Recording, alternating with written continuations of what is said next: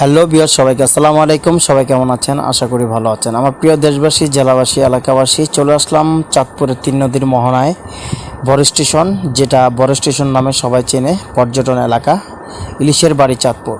ইলিশের বাড়ি চাঁদপুর চলে আসলাম অলরেডি 3 নদীর মোহনায় ইলিশের বাড়ি চাঁদপুর। এই যে আমার পিছে দেখতেছেন একটা লঘু, এই লঘুটা হলো ইলিশ মাছের একটা সৌন্দর্য, একটা মনোগ্রাম। এই ইলিশ মাছের একটা স্মৃতি আমাদের চাঁদপুরের। এই যে দেখেন, এটা আমার পিছনে দেখাচ্ছি আপনাদেরকে। অ্যাকচুয়ালি এই ইলিশ মাছের যে লোগোটা, এই লোগোটা আসলে এটা আমাদের পরিচিতি, একটা সৌন্দর্য। আমাদের চাঁদপুরের ইলিশের বাড়ি চাঁদপুর নামে সবাই চিনে, সারা দেশ বিদেশ সব জায়গার থেকে চাঁদপুরের পদ্মার ইলিশ চাই। আমরা চাঁদপুরের পদ্মার ইলিশের যে 3 নদীর মোহনা, ডাকাতিয়া, মেঘনা, পদ্মা নদীর, সেখানে চলে আসলাম। এই যে দেখেন, নৌকা, ট্রলার, বিভিন্ন রকম সব কিছু এখানে চলাচল হচ্ছে এবং পর্যাপ্ত পরিমাণ মানুষ এখানে ঘুরতে আসে। আমাদের আসলে এই চাঁদপুরের খুবই একটা আনন্দের বিষয়, পর্যটন এলাকা, খুবই সুন্দর একটা জায়গা।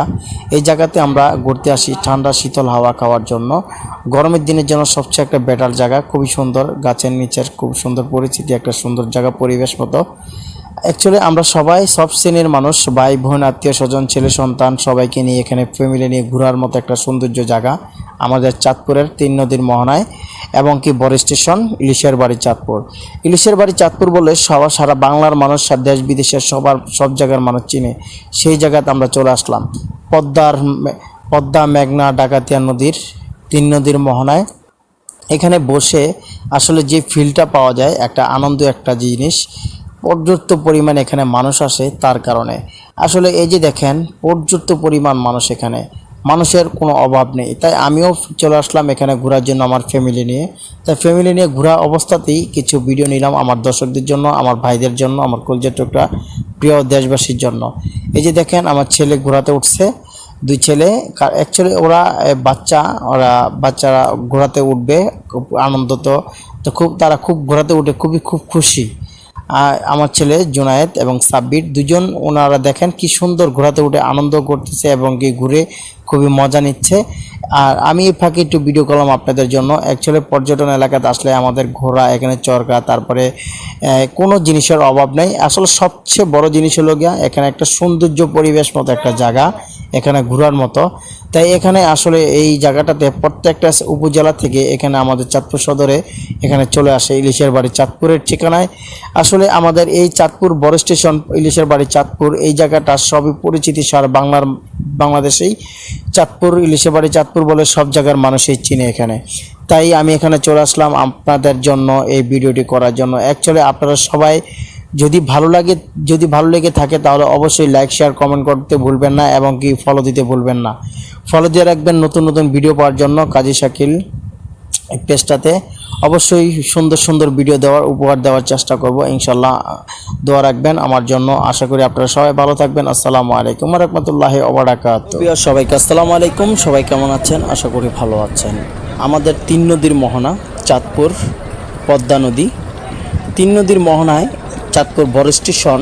এখানে ইসলামিক একটি সংগঠন, যারা আমাদের চাঁদপুরেরই, তারা রুই মাছ, কাতল মাছ নদীতে ফালাচ্ছে, নদীতে মাছ হওয়ার জন্য পর্যাপ্ত পরিমাণ এখানে মাছ এনেছে। ছোট পোনা রুই মাছের, কাতলা মাছের পোনা এনেছে তারা। এই সংগঠনটি আসলে একটা ইসলামিক সংগঠন এবং তারা আল্লাহওয়ালা এবং কি তারা সবসময় ভালো চিন্তা ভাবনা করে মানুষের কল্যাণের জন্য, সারা বাংলার মানুষের কল্যাণের জন্য, ভালো মানুষদের ভালো চায়। তার বিদায় দেখেন জেলারদের জন্য আমরা যেন মাছ খেতে পারি, বা জেলার যারা আছে, যারা জাল বায়, যারা নৌকা নিয়ে জাল বায়, নদীতে ইলিশ মাছ ধরে, বা যারা এই সমস্ত মাছ ধরার কাজগুলো করে, তারা যেন ঠিকঠাক মতো মাছ ধরে মাছ পায়, মাছ যেন এই মাছগুলো বড় হয়ে যেন আমরা আবার সুন্দরভাবে কিনে খেতে পারি, ভালো সুস্বাদু মাছ।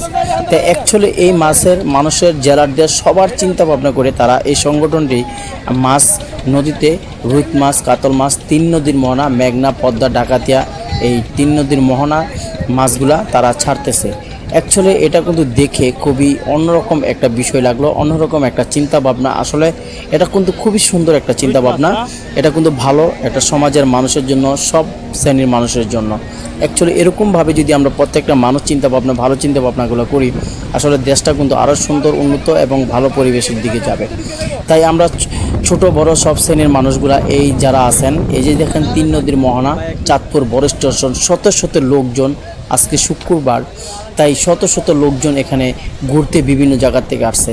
তাই এই মাছের ছাড়তেছে তা দেখে প্রচুর পরিমাণ মানুষ এখানে আসলে তারা ভিড় করতেছে, দেখতেছে, এবং কি আমিও ওখানে ছিলাম। আসলে এই দেখে আমার এই ভিডিওটি করার খুব ইচ্ছে হলো, তাই ভিডিওটি করলাম। আশা করি আমার দেশবাসী, জেলাবাসী, আমার প্রাণপ্রিয় কলজার টুকরোর ভাইয়ারা সবাই এই ভিডিওটি দেখে আপনাদের সবার কাছে আশা করি ভালো লাগবে। তাই এই চিন্তা ভাবনা করে আসলে আমরা সবাই সুন্দর চিন্তা ভাবনা করব আশা করি। আর এই ভিডিওটি যদি ভালো লাগে তাহলে অবশ্যই লাইক, শেয়ার, কমেন্ট করবেন, এবং নতুন নতুন ভিডিও পাওয়ার জন্য, সুন্দর ভিডিও পাওয়ার জন্য অবশ্যই ফলো দিয়ে রাখবেন কাজী শাকির ব্লগ পেজটাতে।